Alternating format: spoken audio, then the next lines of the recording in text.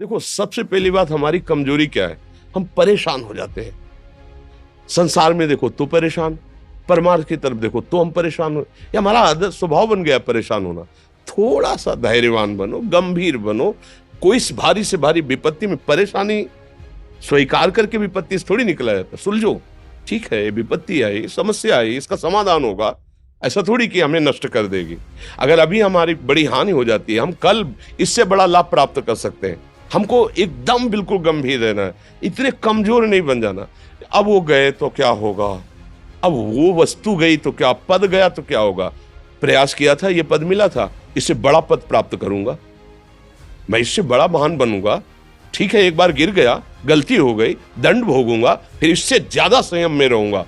बिल्कुल, मतलब एकदम फ्रेश दिमाग रखना चाहिए।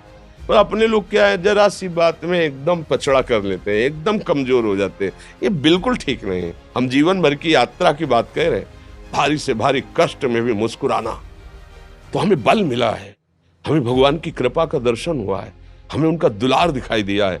अगर ऐसे तो भाग जाते हैं, फिर परमार्थ में थोड़ी चलना होता है। आज जो आप सुन करके लाभ लेने की चेष्टा कर रहे हो ना, ये केवल प्रवचन नहीं है, ये जीवन है।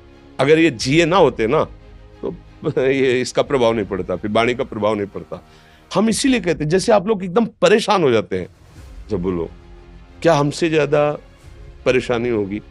दोनों किडनी खराब, दवाई लाने के लिए पैसे नहीं, पानी रखा है, हम उठ के पी नहीं सकते, भीषण शरीर में कष्ट, भीषण बुखार, क्योंकि किडनी फेल, जरा में बुखार, खाने को क्या, रोटी मांग के लाओ। अगर वहां सब्जी मिलती तो लाल मिर्च ऐसी पड़ के मिलती थी कि वो पा नहीं सकते थे। आप सोचो, पानी लाना है तो मुझे लाना है, पीना है तो मुझे पीना है। अगर मैं हारता तो कहां पहुंच जाता, क्या स्थिति होती? नहीं, मरना है, पर कदम पीछे। कोई दिन ऐसा नहीं जिस दिन सेवा ना की हो, जिस दिन सेवा ना गए हो। गुरु जी की सेवा में जाना है, पहले अपने को स्वस्थ साबित करना है, नहीं वो सेवा ही नहीं लेंगे। तुम बीमार हो, तुम कष्ट में, वैसे उनकी दृष्टि बड़ी शांत है, उनकी सेवा की, आके लेट गए। फिर हिम्मत की, अपनी श्री जी की सेवा की, मधुकरी नहीं गए, 3-3 4-4 दिन भोजन नहीं गए, पर सेवा नहीं छोड़ा, दिनचर्या नहीं छोड़ी। और उसका प्रधान कारण संयम, ब्रह्मचर्य, भगवत आश्रय, नाम जप, कभी हारने नहीं दिया। अभी भी थोड़ी देर बाद डायलिसिस शुरू हुआ, हारने, आपको हारे हुए नजर आ रहे हैं। शरीर में पीड़ा है, किडनी फेल है, ऐसा थोड़ा हम स्वस्थ बैठे हैं, पीड़ा है, बार बार प्यास लगती है, थोड़ा थोड़ा पानी मिलता है, हर, लेकिन हम आनंदित हैं, हम प्रसन्न हैं। हम लड़ाई में हारे नहीं हैं, ना हारेंगे, हम जीत चुके हैं। हम अपने मालिक के भरोसे में अपना सब बात, तो वो, ये हम अपनी बड़ाई नहीं बता रहे, हम आपको बता रहे समस्या। सोचो, तुम्हारे पास तो माँ है, भाई है, बहन है, परिवार है, कोई ना कोई तो है ना। मेरा किसी ने कभी जीवन में ध्यान भी नहीं दिया, क्यों? बचपन से बाबा जी बन गए, किसी से प्यार नहीं, किसी से संबंध नहीं, कोई जानकारी नहीं, हम कहाँ हैं, वो कहाँ, किसी से कोई मतलब नहीं। अच्छा, जवान साधु कौन श्रद्धा करे? कभी गांव जाने की हिम्मत नहीं पड़ती कि रोटी मांग ले, पता नहीं लोग क्या सोचेंगे, क्या भावना कर ले। हम दरवाजे पे खड़े हैं, क्या कैसी भाव, जो हमारे सामने आकाश वृत्ति से आया यौवन अवस्था में, वही पाया, अन्यथा भूखे रह गए। जब हम हर समय अपने को विवेक के द्वारा सावधान रखे, तो हम कभी निराश नहीं हुए, कभी उदास नहीं हुए, कभी ऐसा नहीं लगा कि यार हम दुखी, कभी नहीं लगा। उसी का फल है कि उस सुख का संकेत मिल गया जहां दुख की निशानी भी नहीं है। वही उसी के बच्चे हो, हम सब उसी धातु से बने हुए हैं।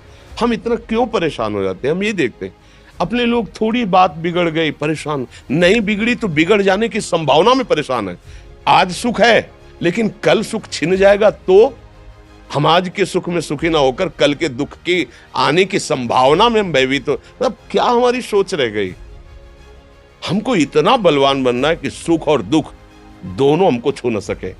भारी से भारी सुख की व्यवस्था है तो अहंकार नहीं, हर्षित होकर किसी का अपमान न करे कि हम धनी, हम पदाधिकारी, अमुक। भारी से भारी दुख आया तो हमें किसी के सहयोग की जरूरत नहीं, हम फिर अपने कदम बढ़ाएंगे, हम फिर जुड़ी हुई अपनी भावनाओं को सजाएंगे। मस्त जीवन, एकदम तुम अविनाशी के बच्चे हो। शेर का बच्चा भेड़ों के बीच में फंसकर म्यों म्यों बोल रहा है, बस अगर दहाड़ना सीख जाए तो कोई भी उसे परास्त नहीं कर सकता। ऐसे भगवद अंश, तू प्रपंच में फंसकर अपने को इतना दीन क्यों देख रहा है? तू ऐसा है कि भगवान के दिव्यास्त्र में भी ताकत नहीं तेरे को मार सके। तू अविनाशी का अविनाशी बच्चा है, विनाशी भोगों को, विनाशी शरीर को मैं मान के इतना भयभीत, इतना दुख ठीक नहीं। ये सबके लिए, केवल एक के लिए नहीं। आप समझो, आप लोग सोचते हैं हम गृहस्थ होकर भला ऐसी स्थिति कैसे। जनक जी सुखदेव जी के गुरु हैं और राजा हैं, महल है, रानियां हैं, नौकर है, चाकर।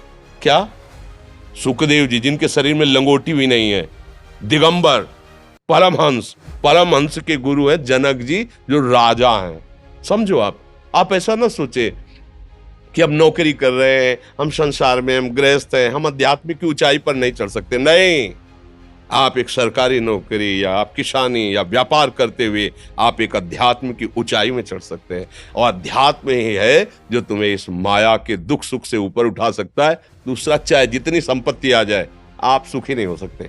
सब देख लो, आंख खोल के देख लो, अध्यात्म ही है जो तुम्हें हर कष्ट सहकर मुस्कुराकर जीने का रास्ता बता देगा कि आप आनंदित हो जाओगे। कुछ नहीं बिगड़ा, अध्यात्म है तो कुछ नहीं बिगड़ा, अध्यात्म नहीं है तो कुछ नहीं बना, कुछ हाथ नहीं लगने वाला।